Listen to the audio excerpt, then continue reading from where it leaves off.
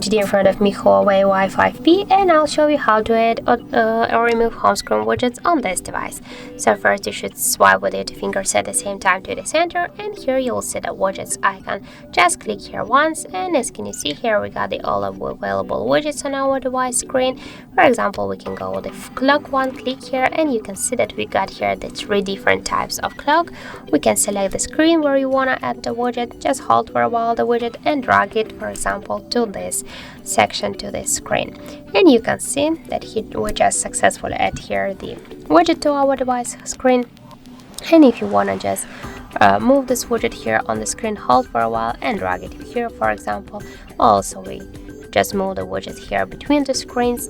And if you want to just add one more widget here, for example, the calendar, schedule, click once here, go back, and you can see here the here this our schedule calendar. We have no here the calendar events, unfortunately, but you can see here that we can change the size of this widget to make it bigger or smaller.